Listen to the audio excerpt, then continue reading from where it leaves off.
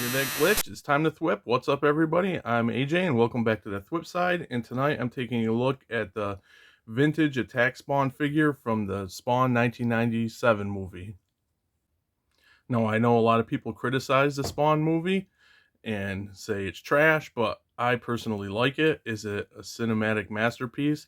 Of course not, but I enjoyed it. It was Spawn, and that's the movie we got, and I still watch it once in a while to this day. So with that being said, we'll take a look at this Spawn figure real quick. We'll check out the packaging. Now this packaging is huge. I'm zoomed out. It's past my review station, as you can see here. Um, Unnecessarily huge in my opinion, but it was the 90s where I think most of the thinking was bigger is better, but you get this big open window with Spawn and his accessories. I mean, the package is so big, he's on like this cardboard platform. It says Attack Spawn. Some of his features: climbing action, grappling hook, snap-on hand arsenal.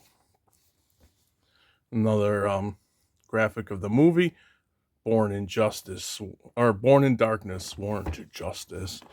You get a shot in the back with figures that were out at the time. Here's the figures from the movie line. I think that says Spawn Series 8. Series 8. Yep, Series 8. Some monsters, Kiss, Total Chaos, and not really mumbo jumbo. We get, well, a little mumbo jumbo with some instructions. I'll have to check those out.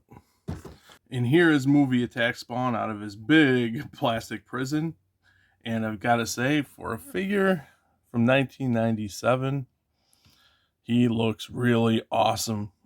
I know when Todd started his company, he said he wanted to make cool looking figures, and I do have some, and I've had some in the past. And I think mission accomplished. Case in hand, Exhibit A, this Spawn movie figure is loaded with sculpt and detail, and you didn't see that back in the 90s. I'll give you a closer look. I mean, look at all that sculpted detail. The paints are nice and clean on the logo, down to the chains. He has the spikes. Yeah, and it also definitely evokes the movie design of Spawn. Oh, is that a missed paint hit there? It almost looks like it's on purpose in a way, just because of the design. Huh, weird. We don't get that on that side. But I'm wondering, comment if that is purposely made like that, because it is a different color, and it's almost like a shape. I just noticed that. But yeah, looks really cool. I mean, look at all the sculpt work on this thing. That's going to bum me out. It's going to drive me nuts until I know if that's on purpose or not. And there's some hints of red, in here, up on the arms. He's very, very glossy, very shiny. So he reflects a lot off my lights. But yeah, and then there's some red in here. I don't know if it's getting lost in the brightness for the boots, or the boot. But yeah, a really beautiful figure. So as I've said, of course, he is from the 90s, so the articulation is limited because figures just weren't as articulated then as they are today. Oh, real quick too, I just noticed the skulls right here and right here. Pretty cool. But anyway, that was the nature of the beast back then. They weren't as articulated, so he will be limited compared to today's standards, but his head does turn. His arm does rotate, and these were really stiff out of the package. The joints, I cranked on this a little, and I heard a crack. I almost thought I broke his head.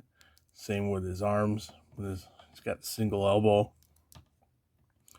Oh, he does have wrists. I was just going to say nothing at the wrist. I didn't notice that before. But no waist or anything like that. And then these were really tight too. His legs, they come up in like that V. And back like that. And then you got the single knee.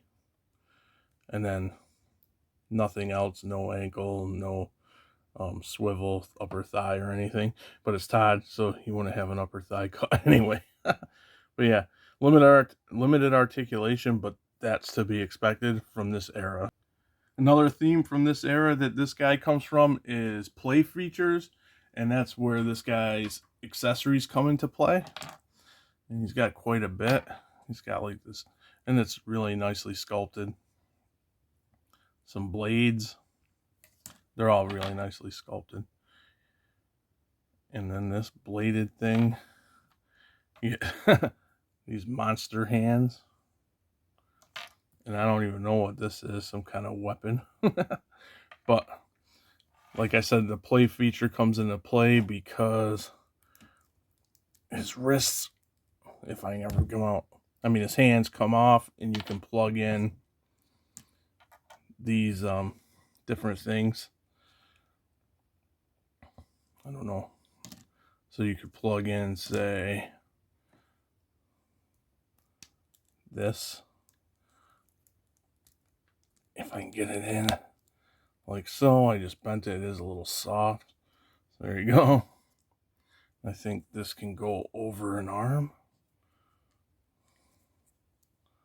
Straighten out his arm. Oh, it's forearm, I bet. Yeah, it's been in the box for many years because it was brand new and unopened. There, so you can have some blades. So pretty cool there.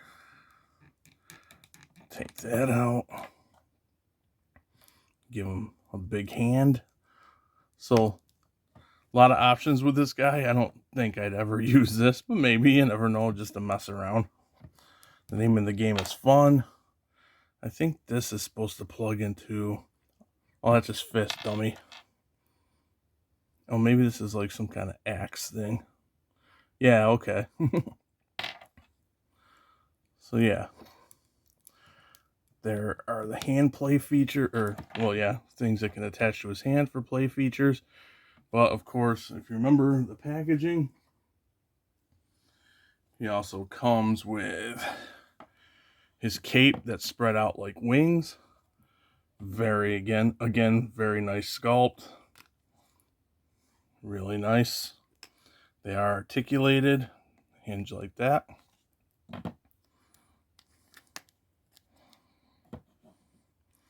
And then you just, let's see, plug it into his back like so. Is that on? And there you go. There he is with his wings, or his cape, I should say, in wing form, I guess. And then the other play feature, you see the grappling hook. You attach it to something, and oh, he's supposed to go up. So if I pay closer attention to the instructions, you actually pull the loop to make it raise up and raise spawn up by himself. So I won't demonstrate that here because I'm not. Oh, here's the loop. Let's say because I'm not prepared for that, but you pull this loop and okay. Next time I'll read the instructions a little bit better. And I usually don't do a lot of measurements on my videos, but when I took him out, I thought he was, because he's smaller, obviously, than the Spawn's Universe or the current McFarlane Toys offerings. I was like, oh, he's about 5 inches, but he's actually about 6 1/8, which it's funny how tiny he looks compared to dealing with, like I said, other modern McFarlane toys. And here he is next to Movie Clown from the Spawn movie, of course. And this guy here is what started me on the roller coaster of collecting the vintage Spawn figures. I had seen a comment where someone suggested if you get the Movie Clown, he scales pretty nicely with the MK11 Spawns. Of course, this is before Todd started making the Spawn's Universe figures again, or now. And just looking, I was like, oh, these figures look cool. You know, I want this one. So I've been slowly picking some up. But yeah, he's the one that started my vintage obsession with the old school Spawn characters. And here's Attack Spawn from the movie with the Spawn Series 1, Spawn 1 hamburger head variant. Way back when it was not McFarlane Toys, it was Todd's Toys. So they look really awesome together. And anytime I get a chance to throw in my MK11 custom spawn with a custom painted head from a good buddy of mine and custom cape, I'm going to. And they just look really cool together, in my opinion. Nice evolution from comic to movie to modern day. Just really awesome to have in your display. So, bottom line for me, as if you couldn't tell, I absolutely love this movie attack spawn figure. It's just really cool. Um, awesome sculpt work. They did an incredible job, especially for what was coming out from other companies at the time. Just a really nice, beautiful figure. Looks awesome. The play features are fun. That's one of the attractions as I get older. Going back to the older figures are the play features, which a lot of times are gimmicks. In a modern figure, I probably wouldn't like I don't like the play features, but the vintage stuff, I really enjoy them and I like messing around with them. So that being said, comment and let me know what you think about this figure. Do you collect vintage or old school toys? Let me know. I'd love to hear from you. That'll about wrap things up, and I will catch you guys all on the Thwip side. Later, and thanks for watching.